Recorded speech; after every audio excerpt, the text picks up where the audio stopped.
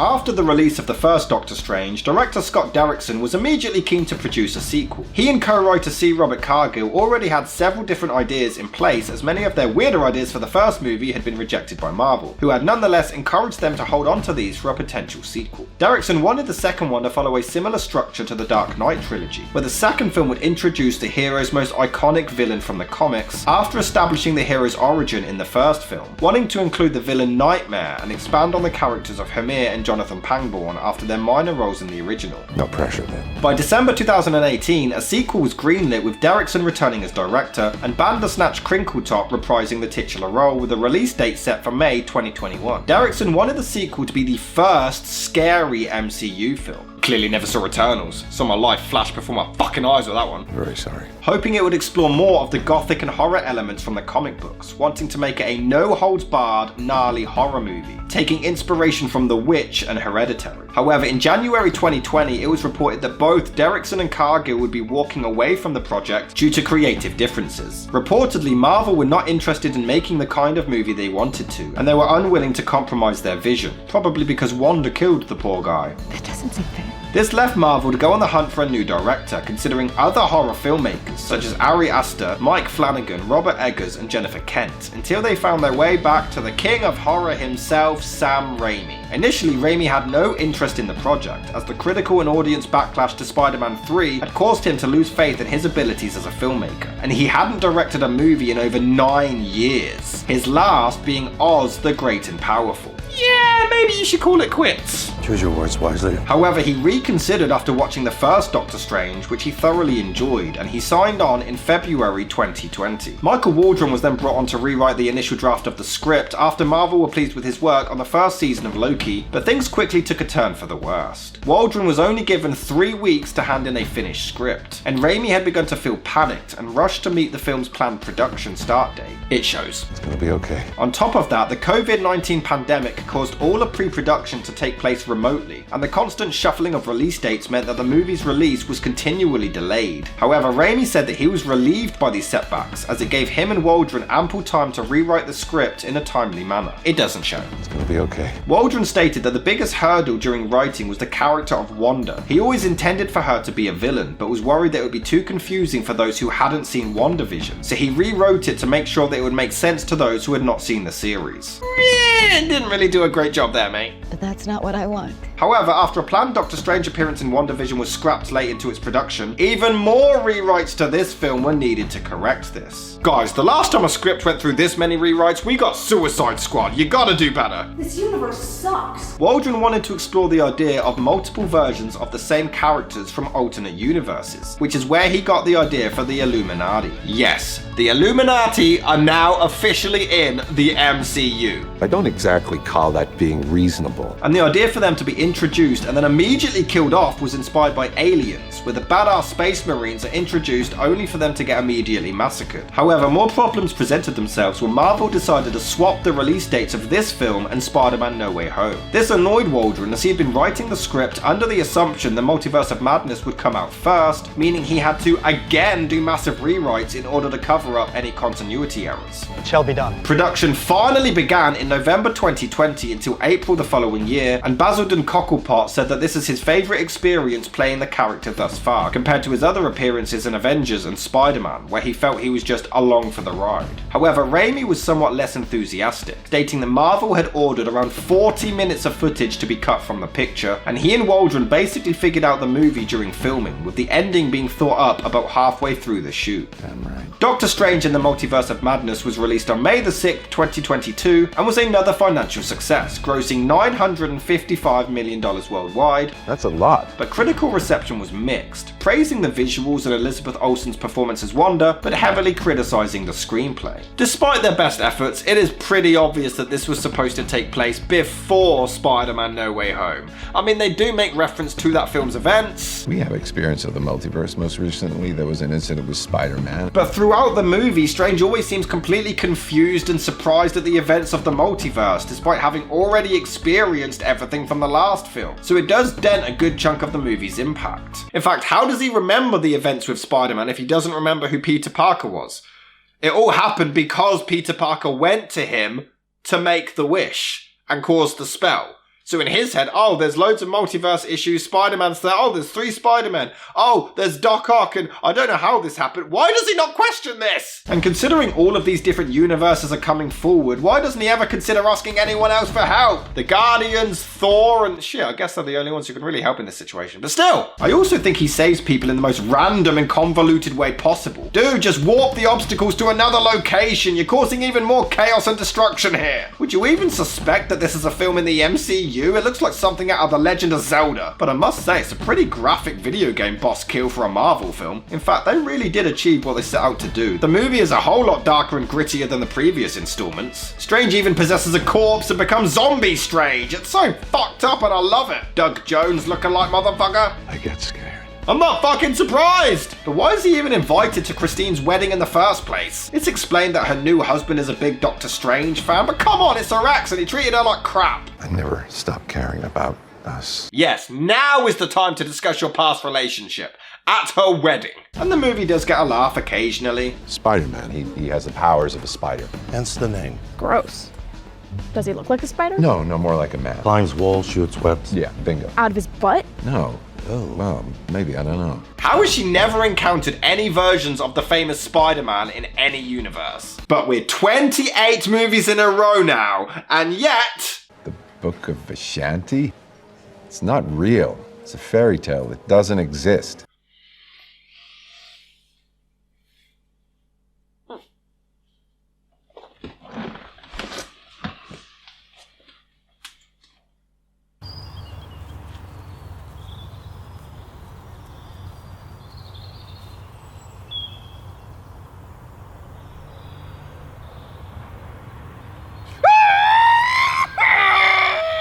What does it fucking take? Indiana Jones and now Marvel. You've got Thor, impossible technology, giant gamma hulks, aliens, sentient trees, talking raccoons, a Scarlet Witch, Quicksilver, Vision, your own fucking magic powers, and yet this seems a bit far-fetched. How many fucking times do you need to repeat this bollocks? You're all magic. There's no such thing as fucking fairy tales anymore. This isn't sorcery. It's witchcraft. Oh no, it's just a fairy tale, mate. Stephen Strange! Possessing a dead body is forbidden! Don't worry, Strange, it's not real, it's just a fucking fairy tale! The Wanda stuff sometimes works. So she has a family now, which is nice to see, but it turns out she's absolutely insane. The kids don't exist in her own universe and she's just off her rocker. She apparently turned evil after killing Vision, but this is the problem with the film. You do need to have seen WandaVision in order to truly accept her motivations. Vision is only even mentioned in this film once, just once! The multiverse. Who's had his theories? That's it, the love of her life who she wanted to be the father of her children, and that's all he gets? She goes from grieving woman to Rose West in a nanosecond. We don't see any of the transition. And to expect an audience to go and binge an entire TV series just to be able to enjoy a movie is ridiculous. You shouldn't have to sit there doing homework just to enjoy a film. It's not like the movies. I mean, technically you could argue that you should be able to watch Doctor Strange 1 and then Doctor Strange 2 and understand what's going on, but there are movies in between, a continuing timeline of films. They're almost all sequels to each other. This is a TV show, it's a completely different thing. You shouldn't need prep work to like a film, especially considering they deliberately wanted this movie to not have to do that. They also decided to completely rip off the dark side from Star Wars and the Necronomicon from The Evil Dead. She's got the Darkhold, and the Darkhold has her. But if I turn a blind eye to her motivation, I actually love Wanda in this. She starts using reflections to somehow do things, I don't know. But she turns into the girl from The Ring and she's terrifying. Boys, it's time for bed. Can I have a little more ice cream, please? Oh no, Michael Myers is stalking Wanda, run away! Although there's a part where she sends Strange and Christine to another universe to get rid of them. Why doesn't she just kill them? But for some reason all this weird shit goes down and the kids don't react to any of it and instead are just excited to see their mum. But the evil Wanda has possessed her body. I must admit, her acting is incredible. She finally gets her wish of having kids that she's completely abducted. Why doesn't she just go out and have her own kids? This whole movie is about her wanting kids, but they're not real. You're loony. Why can't you just go out in the real world, get laid, and have kids. If you're gonna say nope, they have to be with Vision, well, Vision's dead. What's that? It's explained in WandaVision where you shouldn't have to watch WandaVision. La la la la la la la la la la la la. It is really creepy as it cuts back and forth from the kids to her hallucinating. The editing is great. You couldn't portal us up there? My magic can only take us so far. That's convenient. She ends up flying up there anyway, so what's she bitching about? She is a terrifying villain, and I am all for it. The movie does continue to have some decent imagery, which looks pretty cool. You saved me. I do that quite a lot. Your people are always surprised. There's a scene where Strange sees his other self on a date with the other Christine, and it is quite a sad scene. Bunsen-Face Bernahans' acting is so subtle but so good. It also turns out in this universe, Strange died in battle, so why didn't Bruce Campbell seem the least bit shocked when he met him a minute ago? Relax yourself hungry. there, Dr. Strange. Where'd you get this cape from anyway? Oh, and also, aren't you supposed to be dead? Oh, and the kid, America, steals from him, and Strange is just a prick who punishes him for it, the asshole. I am not a fan of including the damn Illuminati in this movie. It's so stupid. I feel like the film is a missed opportunity. They were so creative with multiverses in the last one, but here they really hold back. Sure, they get Fantastic Four in there and...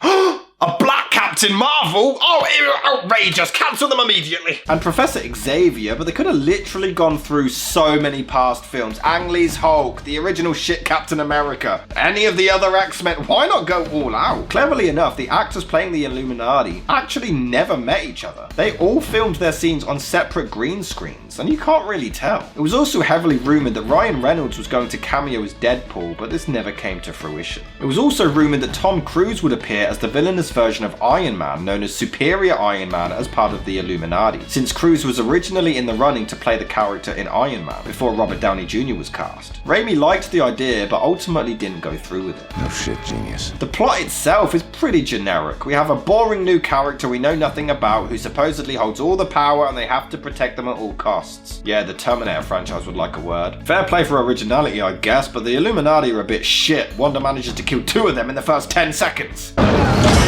Oh, make that 3. 4. Props for the insane effects and imagery though, it's nuts! The movie has some nice images in other places, but they've been done before, so sometimes it works, other times it's just not that creative. Wait, so he can do all of that incredible magic shit, but he can't climb up a slightly tall wall? And of course, she just manages to master her powers right when it's convenient for the plot. There's a scene where Strange finds his other self and, for some reason, needs to convince him that he's really him. Do you not have eyeballs? You just think it's someone who slightly looks like you? And then he convinces him by telling him about his sister. We had a sister, Donna. But you're from another universe. He wouldn't have the same sister. And even if he did, this same story wouldn't happen. This makes no sense, and you're the smart one. But I must admit, Brentford Chin Clumbercock really delivers the evil persona quite well, and comes across as incredibly menacing. And the death scene is brutal. These films really have turned it up a notch. There's a scene where Wong gets launched to oblivion, and why doesn't he just portal himself to safety? He literally did it earlier in the film. But I call bullshit that he survives it. Bollocks. And an injured Wong hanging off a cliff for dear life is somehow able to survive these attacks. And of course she manages to... How the hell do you kill ghosts? But it is so nice that Zombie Strange is able to have this sweet little moment with America while Wong struggles to control Wanda. And after one speech from him, she is now perfectly able to control her powers. And considering she wasn't able to 10 minutes ago, she's now able to take on the most powerful witch in the entire multiverse. She ends up using the kids to defeat her, and honestly, it's a testament to Olsen's performance, because you do kind of sympathize with her, as all she wants is a family to love her. So go out and get some dick and get pregnant, you loony! And she somehow destroys the dark side of the Force and Nomicon in every universe ever. Fuck knows how. But then we see America struggling to learn how to open portals. Or maybe she can take up lessons from Ned, he's a fucking pro. Then we get this big epic ending of Strange turning evil, I think, which is then completely undermined by the post-credit scene where he's suddenly fine with it. This film is actually quite enjoyable. Yeah, the script has a lot of issues that don't work, but it's a lot of fun. Most of the time. It's dark, which really is my style. Wanda is terrifying and the performance is insane. I think they dropped the ball with some ideas, but overall it's an entertaining watch and it's a lot better than I expected it to be. To the point, I even prefer it to the first one.